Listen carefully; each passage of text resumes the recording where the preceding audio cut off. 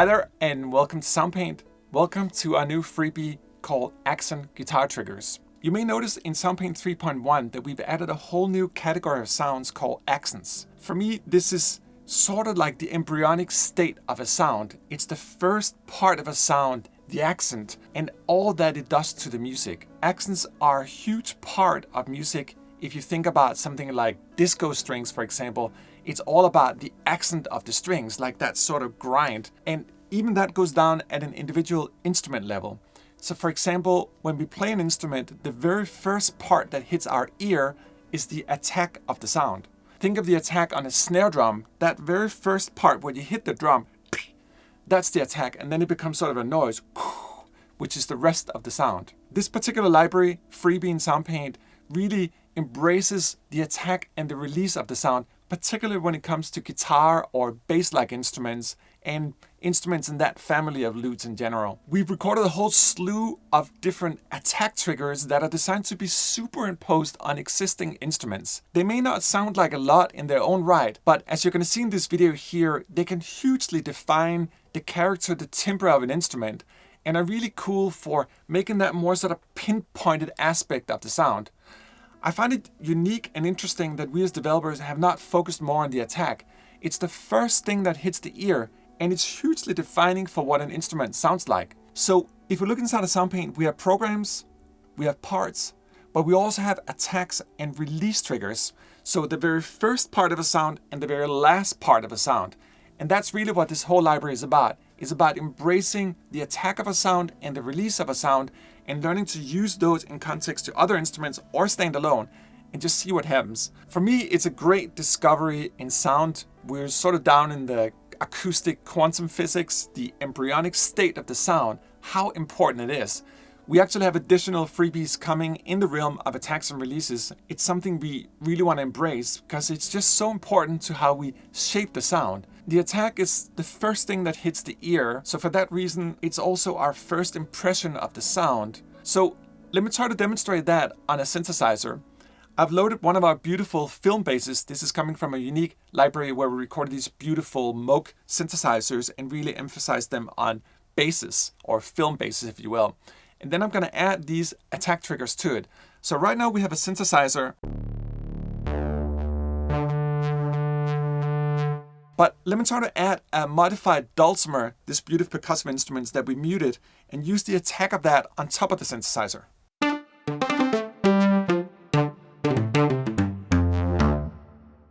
It's almost like an electro-acoustic instrument, if you will. Let me add a little more to that. I'm going to add an additional attack trigger here coming from a Telecaster, just plucked very gently. I should also mention that all these attack and release triggers are multi-samples, so we have infinite velocities. We have multitude around robin as well, so there's always like variance in the sound. Let me play it without the Telecaster and then add it. You hear that? So we now have even more attack on the sound. So we have a film bass with 2 attack triggers on top, but we can also add release triggers to it. Let me do that down here. You're going to see when I let go of the key, it has sort of a sticky, gooey kind of sound. That's the release trigger from an electric bass. That's also a part of the library here. So we have both attack triggers and release triggers. And now all of a sudden, this synthesizer is really an electro-acoustic super instrument.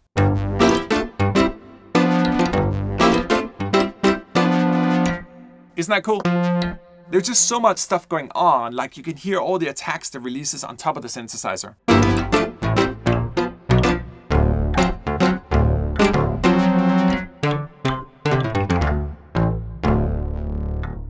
Now, if we dial down the synthesizer, we now only have the attack and the release, but in its own way, it's kind of cool. Right? It's an instrument of sorts. It's short.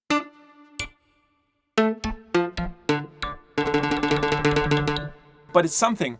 This is the essence of attack and release. And if we play it again here with the synthesizer up and start removing them,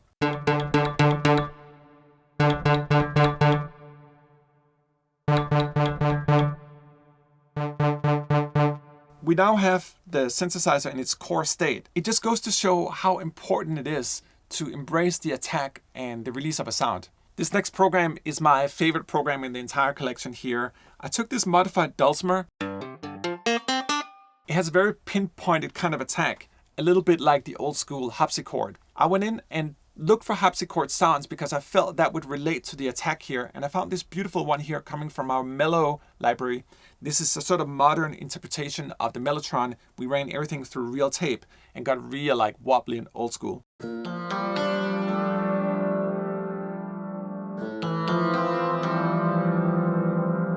So that's I think that's a CP70 electric piano, but you combine the attack trigger.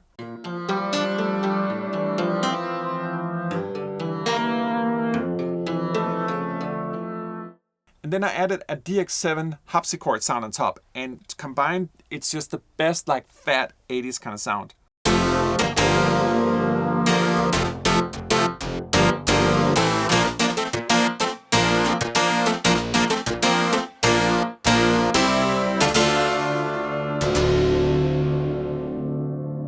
Now let's remove the elements again here. Let me just remove the attack trigger first.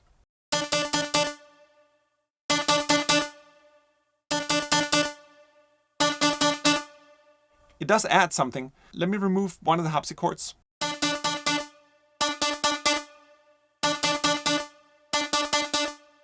And the very prominent DX7 as well. But that initial attack up here really does help shape the color of the instrument. And it's kind of weird because the attack is so short, but when I remove the attack, it feels like the whole sound is changed, even the part that sustains. In this next example, we took an old beautiful piano from 1985 and just focused more on the resonating quality of the strings. That's coming from our 1985 piano.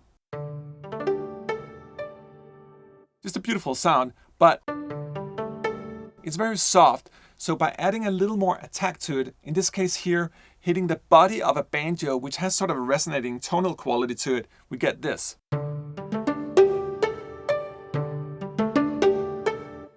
The banjo in its own right,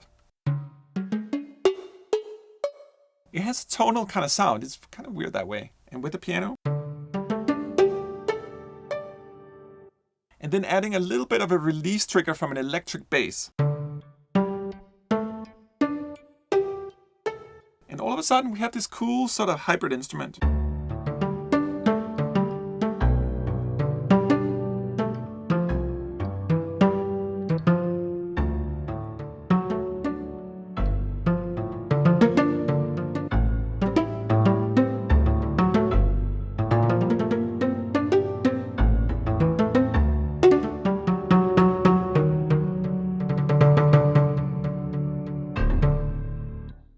In this next example, we're embracing the pizzicato of a string section coming from our Adasta strings, and then adding a plucked banjo on top of it.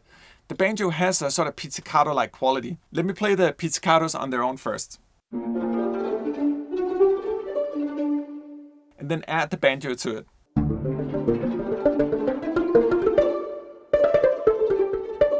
Isn't it cute? The banjo just adds a little more clarity to it without and with the banjo. Yeah, banjo pizzicato. And the banjo on its own just sounds like this.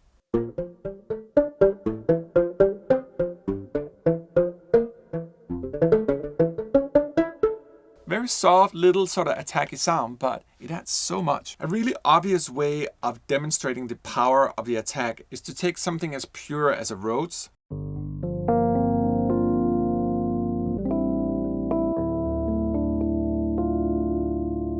and then just add a tad of an attack. In this case here, just a tiny bit of a sort of brushed sound.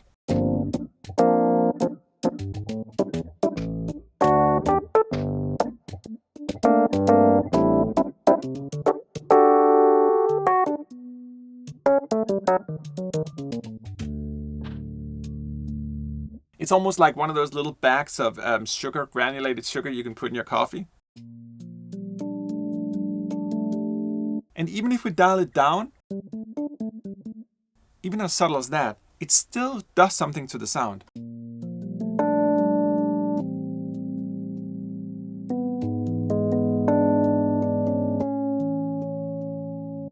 even further down.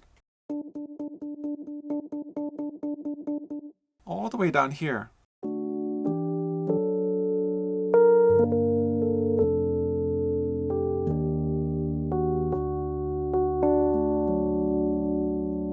And sometimes I feel like we can use attack triggers very subtly as well. This is totally the domain I'm exploring with you in real time. This is so new. It's like a new little tiny sonic universe of all these embryonic sounds we can superimpose.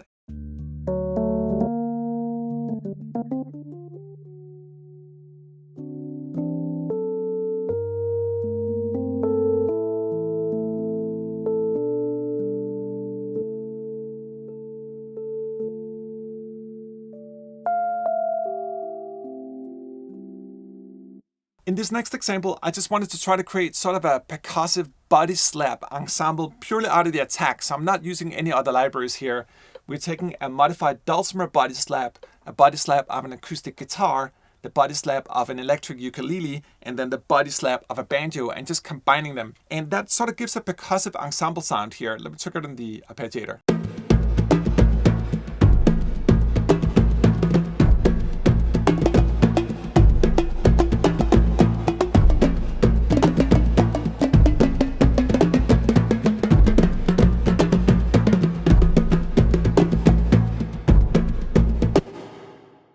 It just goes to show that we can kind of create tonal percussion ensembles even out of attack sounds.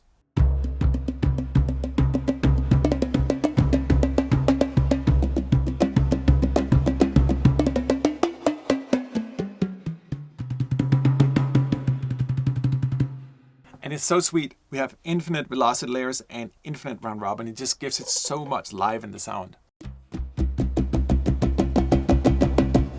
And we can really quickly build new grooves. Let me just try here in the arp.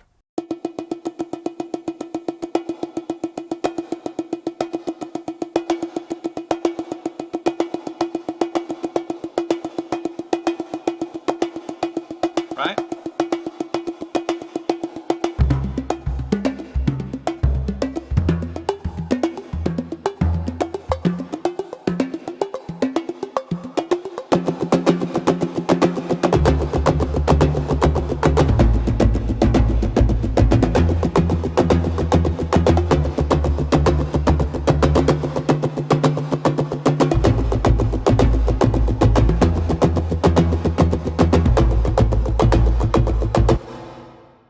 I love that sound here when it's both deep and high at the same time.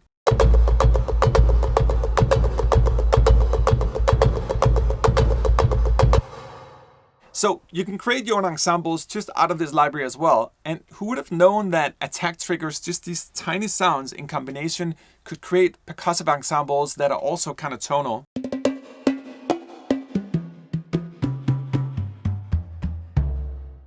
Here's another beautiful sound from the DX7. When I recorded the DX7, I used a variety of hardware analog amplification. The DX is a little bit cold, but I managed to get it warm by running through analog hardware. I really love it.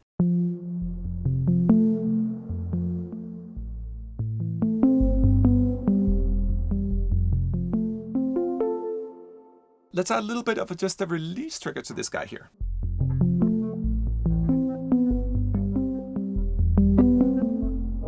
Just a little more life in the sound. And then muted attack triggers coming from an acoustic guitar.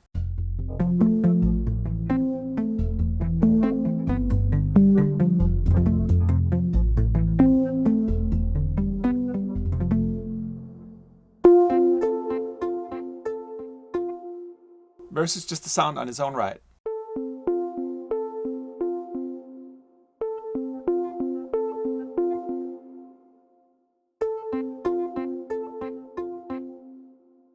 Now, that was a variety of programs coming from our sound labs.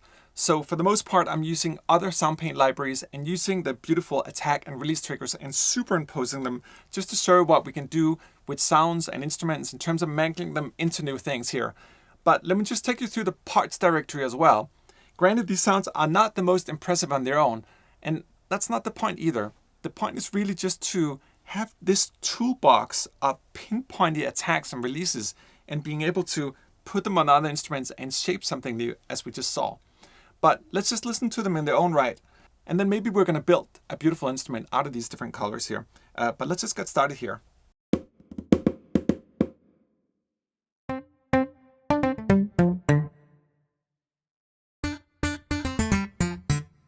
Sort of harsher sounding releases. I love this one. This is the muted banjo. I'm going to keep this guy here, go to part 2, and let's combine that with some other colors.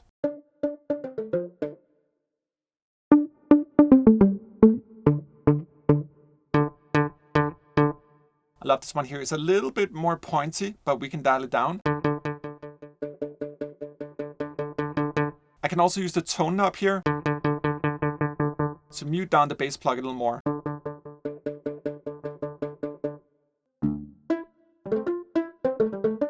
Yeah, I like that. Let's add another third part here as we go through them. I love that sound. It has a little bit of a sort of chorus-like quality to it. We can use one note stretch here and just isolate this sound here so it's scaling all the way down and up.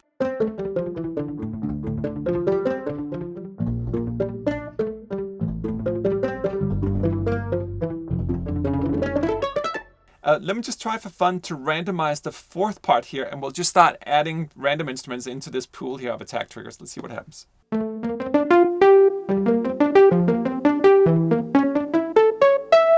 It's kind of cool.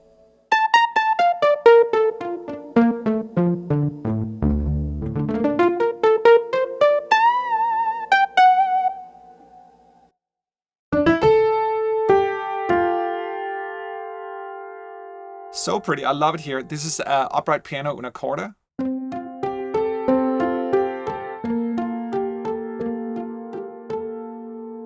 And I would probably want to dial in the volume a little more in the attacks here.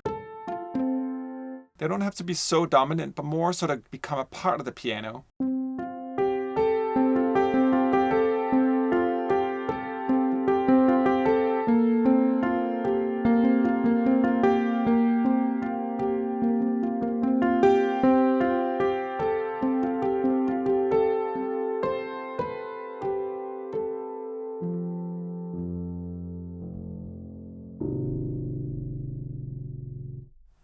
Let's try to add a few effects to that. And always be careful with the reverb. I like to think of it sometimes with a piano that the reverb should more be just emulating the resonant chamber of the piano, if you will. Maybe add a little bit of analog delay to it.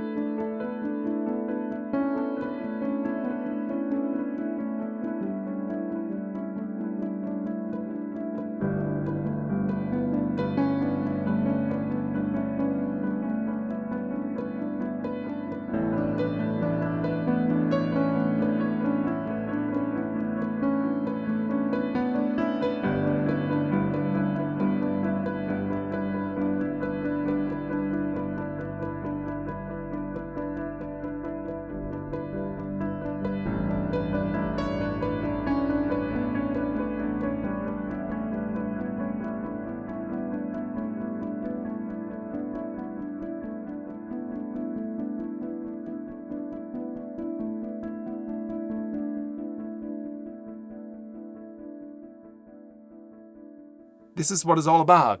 Who would have known? Attacks, releases.